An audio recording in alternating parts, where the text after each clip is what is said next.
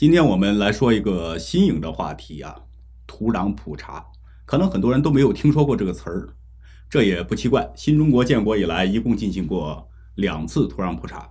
第一次呢是1958年，第二次是1979年，到现在已经有40年的时间了。很多人不熟悉这个词儿也正常，时间太久了。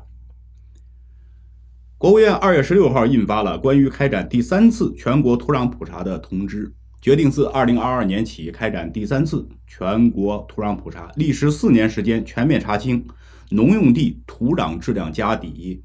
今天我们就说说为什么时隔这么久才开始第3次全国土壤普查，目的是什么？说起土壤普查呢，大家从字面上应该联想到它的目的，是不是为了环保和污染治理呢？对的，这也是第3次土壤普查和上2次不一样的地方。58年和79年2次土壤普查目的呢都是很单纯的，就是为了粮食增产。而这一次的目的不同，有粮食增产的目的啊，也就是进一步要摸清楚粮食增长的潜力，但是还有一个更重要的目的，就是污染治理。同时呢，也能开辟一些新的经济增长点。怎么能够实现这些目的？又为什么时隔这么久才想起来要治理土地污染呢？我们来慢慢讲啊。很多年长的朋友都有种地的经验，我的父辈也是农民啊，经常听他们讲啊，以前种地，农民是把命都扑在土地上了啊，精耕细作，路上遇到一块粪，都得揣兜里沤回去了。半年啊，累死累活，还要风调雨顺，那小麦1亩地能打400斤，那就算高产了。年份不好的话，200-300斤也正常。现在是什么情况呢？大家也知道啊，基本上不用管，就是天旱了去浇一下地，怎么着也能收个700-800斤，好点的900-1000斤也正常。原因很简单啊，第一，种子现在都是买的，不再自留种了。第二呢，就是化肥、农药还有除草剂这些东西的大量使用啊，这是最重要的原因。中国就是有了大规模生产化肥的能力之后，才彻底摆脱了饿肚子的问题。从79年到现在40多年了，这40多年正是大规模使用化肥农药的阶段呢。土壤质量和40年前相比肯定是大不相同。中国的土地还金贵，不可能像美国、俄罗斯一样还来一个休耕轮作啊，恢复一下地力。我们的土地呢是闲不下来的，土壤结构被破坏，还残留了大量的农药，这是一个因素。79年到现在，正是我国工业化突飞猛进的时间。工业化无可避免的伴随着污染，污水、废气大量的沉积在土地上，土地被污染主要是重金属超标，这是第2个因素。第3呢，就是垃圾污染。工业越来越发达，人们的生活呢也越来越丰富多彩，工业和生活垃圾肯定是越来越多呀。这些垃圾的处理也跟不上，对土地也是一种污染。总而言之吧，这40年是我国土地质量恶化最严重的40年，远远超过了以往5000年的总和，也出现了很多问题啊。比如2013年5月，湖南大米各超标，震惊全国。还有含有重金属的蔬菜造成的血铅事件，甚至还有癌症村事件等等。而且呢，土地污染相对于空气污染和水污染来说呀，更难治理。08年我们开奥运会啊，一声令下，几天的时间，那天就蓝了。这些年水污染的治理呢，也是颇有成效，但是土壤污染的治理啊，没有个20-30年，很难有成效。这就是我们当前要开展第3次全国土壤普查的背景。可能有朋友要说，既然土壤问题这么严重，那为什么不早点开始普查治理呢？确实是有点晚，我们也是走了一条全世界都走过的弯路啊，先污染再治理，这也很无奈啊。你总得先发展，饭都吃不饱的时候，管不了那么多呀。但是这些年也不是什么都没做啊。很多朋友应该听说过一个词叫土10条，全称是土壤污染防治行动计划。2016年的5月28日，国务院印发并且开始实施的。但是很少有人知道，土10条是从什么时候开始酝酿的呢？2005年就开始了。2005年的4月到2013年的12月，环境保护部会同国土资源部开展了首次全国土壤污染的状况调查。调查的范围是除了香港、澳门特别行政区还有台湾省之外，所有的陆地国土。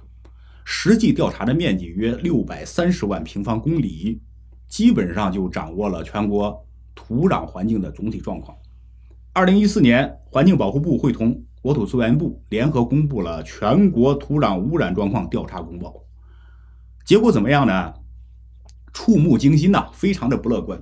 部分地区的土壤污染较重，耕地土壤环境质量堪忧，工矿业废弃地土壤环境问题突出。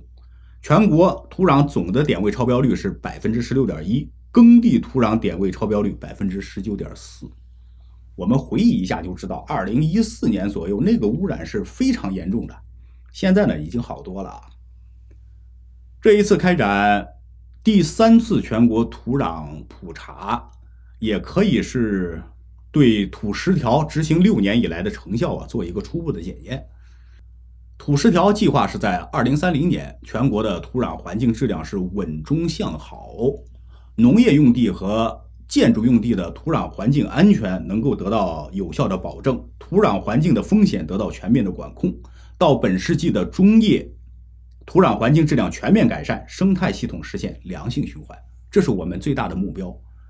就是要看看现在的土壤质量比起10年以前有没有明显的改善，能不能够实现土10条既定的目标。如果说偏差过大，那就要加码了。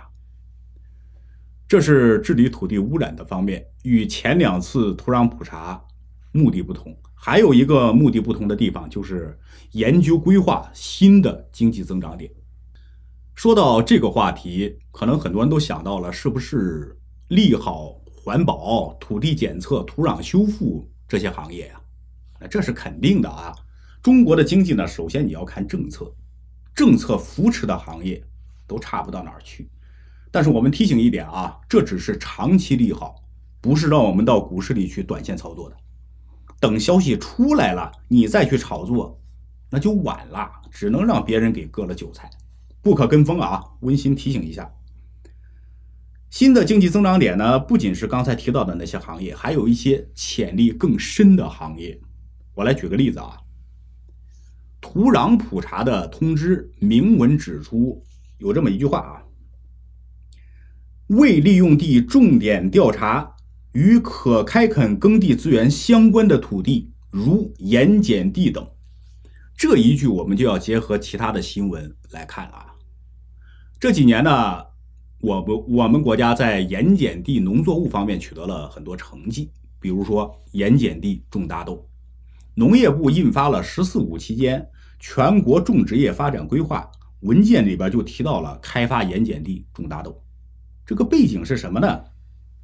山东东营的垦地区背靠渤海湾，这海水经常倒灌大部分土地的盐分含量都在 0.3% 以上，这是典型的盐碱地。不过呢，在去年垦地区有一片盐碱地是种上了大豆，秋收的时候大豆的亩产竟然达到了600多斤。亩产600斤是一个什么概念呢？现在我国目前大豆的平均亩产量也就200多斤，不到300斤。600斤绝对是大丰收甚至说堪称奇迹，比美国转基因大豆的产量都高。那我们有多少盐碱地呢？不精确的数据15亿亩。如果说1/3的盐碱地能够种上大豆的话，我们就能够彻底的改变大豆严重依赖进口的局面。到那个时候美国非疯了不可。这就是土壤普查的意义。还有海水稻的问世。